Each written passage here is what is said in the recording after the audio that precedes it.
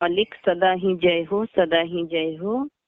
आज एक बहुत ही गूढ़ रहस्य का पर्दा उठाने जा रहे हैं, क्योंकि बहुत से लोग भ्रमित हो चुके हैं गढ़ कालिंजर और वन कालिंजर को लेके।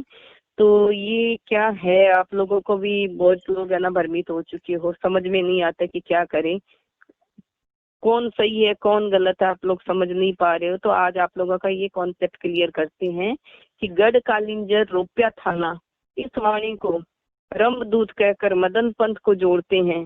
तो इसकी क्या सच्चाई है, तो आज आपका इस चीज का हम लोग कॉन्सेप्ट क्लियर करेंगे, तो आप थोड़ा सा बताइए। हाँ जी, जैसे ये वाणी है कि गढ़ कलिंजर रुपया थाना। गढ़ माने जगह, एक स्टेट, एक शहर, ना की वाणी वन कलिंजर रुपया थाना। कबीर साहब की वाणी का एक एक शब्द का सही अर्थ जब तक हम समझना नहीं सीखेंगे तो यूं ही दुनिया भ्रमित करती रहेगी। इसमें हाँ लिखा जी। है गढ़ कलिंजर रुपया थाना, ना कि वन कलिंजर रुपया थाना। और गढ़ कलिंजर इंटरनेट पे सर्च करो कि गढ़ कलिंजर इन इंडिया ऐसे डाल के सर्च करो, उसमें सबसे पहले आएगा हरियाणा। हरियाणा में हाँ है जी। गढ़ कलिंजर। इसी अच्छा तरह जी। यहाँ, इसी तरह राजस्थान, यूपी, 4-5 जगह पे है ये गढ़ कलिंजर। हाँ तो जी। हमें इसको समझना है कि वन कलिंजर बोला था या गढ़ कलिंजर, एक तो हरियाणा में निकला। हाँ दूसरा, जी। इस वाणी में एक और बात की, वो यूं बोलते हैं सतलोक आश्रम वाले कि इसमें रमदूत की पहचान ये है कि वो अपने नाम के साथ में दास साहिब दोनों लगाएगा। हाँ जी। जबकि देखो, भेदी सदगुरु होगा वही समझा सकता है कि दास साहिब लगाने से कोई रमदूत नहीं हो जाता। जैसे संत रामपाल जी ने, वो यूं बोलते हैं कि जैसे विराग दास साहिब लिखते हैं, वे विराग दास हाँ। साहिब लिखें तो यानी वो रमदूत हो गए। अब हाँ ये जी। आप कोई भी सत्संग देखो, संत रामपाल जी के कितने ही सत्संग हैं, उसमें कितनी जगह पे बोलते हैं। देखो कबीर साहब किन किन महापुरुषों को मिले, गरीबदास साहिब को मिले, धर्मदास साहिब को मिले। अब ये दास साहिब लगा दिया तो यानी वो रमदूत हो गए, फिर गरीबदास जी भी और धर्मदास जी भी। दास साहिब से अर्थ क्या है परमात्मा का? परमात्मा का अर्थ ये बता रहे थे कि पहले वो खुद दास बन के किसी पंथ में काम करेगा, सेवा करेगा। हाँ पहले जी। सेवा करे बहुतोई, बाद में अपना हाँ। पंथ प्रगटाए हो। यानी बाद में वो अपने आप को साहिब को आ जाएगा। पहले वो दास बन के पंथ में एंटर करेगा, फिर अपना पंथ चलाकर फिर अपने आप को साहिब डिक्लेयर कर देगा। हाँ जी। हाँ जैसे जी। संत रामपाल जी खुद लिखते हैं कि मुझ रामपाल दास, हम्म। रामपाल दास छुड़ानी गांव में सेवक था, और आज बंदी हाँ। छोड़ कबीर साहब का उनको बोलने लग गए, तो दास से साहिब खुद बन बैठे। कबीर हाँ साहब जी। की फोटो से बड़ी रामपाल जी की फोटो लगती है।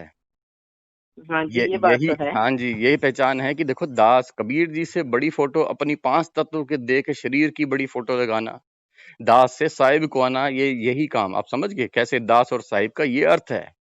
ना कि हाँ दास जी। हाँ साहिब जी। इज्जत के लिए हाँ। हम बोलते हैं भी, किसी का नाम है गरीब दास साहिब, धर्मदास साहिब, एक ये इज्जत के लिए लगाया जाता है।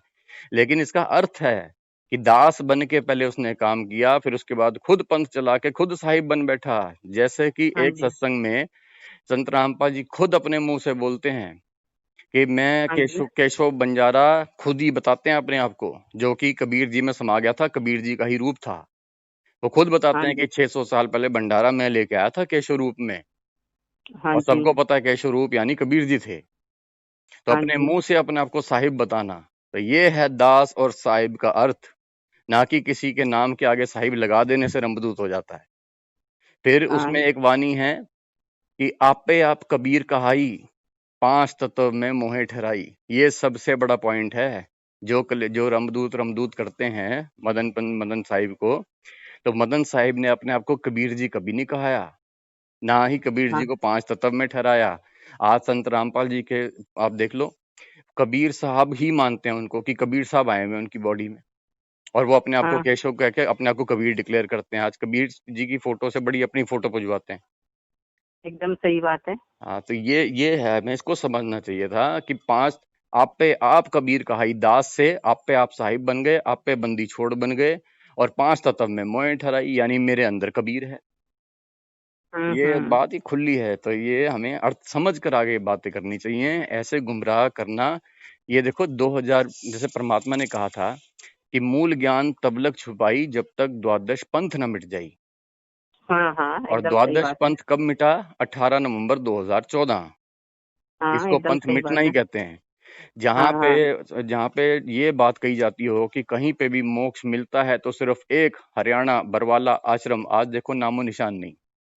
हाँ, तो ये एकदम पंथ सही बात है। मिटना यही है। अब ये हमें आंखों से अगर हमें नहीं हम समझ सकते, विवेक नहीं जगा सकते, तो फिर फायदा नहीं। हमें कबीर ज्ञान समझने का फायदा नहीं अगर हम कबीर जी की बात ना समझें। सही अब बात है। जब ये 2014 के बाद ही मूल ज्ञान प्रकट होना था, तो आज जैसे ही मूल ज्ञान प्रकट हुआ तो जो नकली हैं उनके दुकान बंद होने के आसार। बस इसीलिए वो भ्रमित बातें फैलाकर लोगों को भ्रमित कर रहे हैं। तो हमें कबीर जी का एक एक शब्द पे ध्यान देकर समझना चाहिए कबीर जी कह कहाँ रहे हैं, किसको कह रहे हैं। सही बात है। ठीक है जी। आपकी और कोई शंका है आपकी? नहीं, बस यही सारा आपने आज क्लियर कर दिया। आपका बहुत बहुत धन्यवाद। हाँ। और आप सभी ने सुना गढ़ का लिंजर और वन का लिंजर का फर्क। आप लोगों का भी आज सारा भ्रम दूर हुआ होगा। इसी शुभ भावनाओं के साथ फिर हम नए कॉन्सेप्ट के साथ मिलते हैं। साहेब बंदगी, सतनाम। सभी को मेरा कोटि कोटि नमन। परमात्मा को कोटि कोटि नमन। साहेब बंदगी।